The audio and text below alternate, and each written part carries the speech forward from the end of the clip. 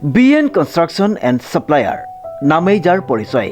আমাৰ প্ৰতিষ্ঠানত PM সূৰ্যাঘৰ মুফ্ত বিজলী যোজনা আঁচনিৰ উদ্যোগত আপোনালোকে ছাবচিডি আৰু সুলভ মূল্যত আপোনালোকৰ গৃহত সংযোগ কৰিব পাৰিব সোলাৰ পেনেল। গতিকে আজিয়ে আহক আমাৰ শ্ব'ৰুম BN কনষ্ট্ৰাকশ্যন এণ্ড ছাপ্লায়াৰলৈ আৰু সকলো ধৰণৰ ইলেক্ট্ৰিকেল সামগ্ৰীৰ লগতে লৈ যাওক সোলাৰ পেনেল আপোনাৰ গৃহলৈ।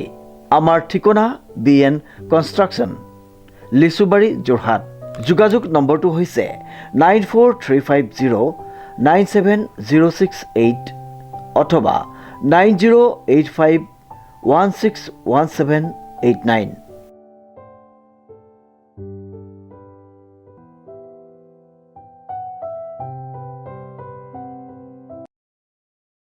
নলবাৰী জিলাৰ বিভিন্ন প্ৰান্তত এতিয়া ট্ৰেক্টৰৰ দৌৰাত্ম্য। বিভাগীয় নীতি নিৰ্দেশনা অমান্য কৰি ধূলিৰ ধুমুহা সৃষ্টি কৰি প্ৰদূষিত কৰি তুলিছে পৰিৱেশ। ভিতৰতো আমি বহি থাকিব পৰা নাই, তাৰমানে গোটেই ধূলিবিলাক আহি মানে গেটেৰে সোমাই, দৰ্জাৰ দ্বাৰা ফাঁকেৰে সোমাই, আমি বাহিৰতো বহি থাকিব পৰা নাই ধূলিৰ কাৰণে। অসুবিধা হৈছে আৰু পানী ছটিয়াই দিয়া নাই ন? পানীটো ব্যৱস্থা কৰা নাই এতিয়ালৈকে। কিমানখনমান ট্ৰেক্টৰ চলে এতিয়া দিনটো? ট্ৰেক্টৰ মোটামুটি নন ষ্টপ চলি আছেতো, কিমানখন বুলি আমি গম নাপাওঁ, ভালকৈ চলি আছে। ৰাতিপুৱাৰ পৰা আবেলিলৈকে ধূলি খাই থাকিব কৰ্তব্য পালন কৰিব লগা হৈছে। আচলতে চৰকাৰী কৰ্মচাৰী হৈ নিজৰ স্বাস্থ্যৰ প্ৰতি আচলতে বৰ্তমান কি মানে কি যত্ন ল'ব পাৰে, কি কৰিব দিব? এইটো অলপ আচলতে পানীৰ ব্যৱস্থা কৰিলে, ৰাস্তাটোত পানী মাৰিলে ভাল হয়, নহ'লে মানুহৰ গোটেই ওচৰৰ ঘৰবিলাকতো ধূলি বালি সোমাই খোৱা খাদ্য পৰ্যন্ত বিৰক্ত হৈছে। আমিও এইটো বহি থকাত অলপ অসুবিধা অনুভৱ কৰিছোঁ, গতিকে এইটো ব্যৱস্থা কৰিলে ভাল হয় আৰু। কিমান দিন ধৰি এনেকৈ মোটামুটি আজি এসপ্তাহমান হ'ল নহয়, উল্টা ইমান বেছি এখন এই বৰষুণ যাবৰ পিছত অলপ হেৰি হৈছিলে, ভাল হৈছিলে।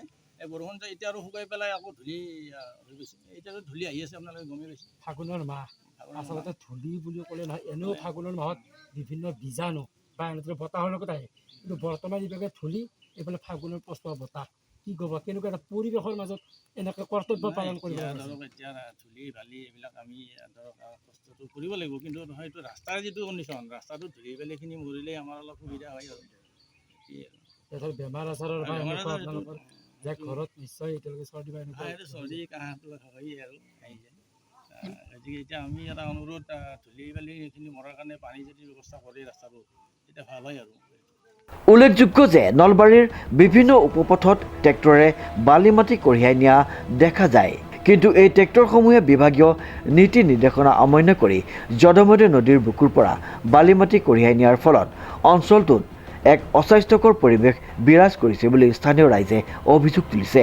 উল্লেখযোগ্য যে এই ট্ৰেক্টৰসমূহে বিভাগীয় নিয়ম অনুসৰি পানী ছটিয়াই ত্ৰিপালে আৱৰি মাটি কঢ়িয়াই নিব লাগে, যদিও নলবাৰীৰ কোনো এটা প্ৰান্তত তেনে এক সুস্থিৰ পৰিৱেশ মানি নচলাৰ ফলত স্থানীয় লোকসকলৰ লগতে বিভিন্ন প্ৰান্তলৈ অহা যোৱা কৰা পথচাৰীসকল যথেষ্ট অসুবিধাৰ সন্মুখীন হ'বলগীয়া হৈছে।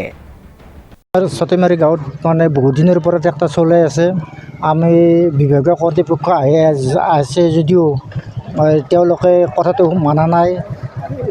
এখন ট্ৰেক্টৰ অহাৰ লগে লগে বহুত ধূলাৰ পাইপ ধূলাবোৰ উৰি যায়, উৰাৰ পিছত মানুহ বহুত অসুবিধা হৈছে। কাৰণ আমাৰ আগত এখন অফিচ আছে, IWT আছে, তাৰপিছত এখন LP স্কুল আছে, তৎসত্ত্বেও মানে দিনে ৰাতি ট্ৰেক্টৰ চলে, কিন্তু এতিয়ালৈ মানে পানী মাৰা নাই।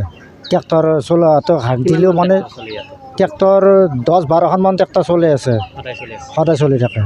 আমি বাধা দিয়া স্বত্বেও মানে আহি থকা ইতিমধ্যে যোৱাকালিও মানে পুলিচ প্ৰশাসনে আহি তেওঁলোকক হাক দিছে, তথাপি মানে মানা নাই। পুলিচ যেতিয়া আহে তেওঁলোকে পলাই যায়, গতিকে পুলিচেও ধৰিব পৰা নাই।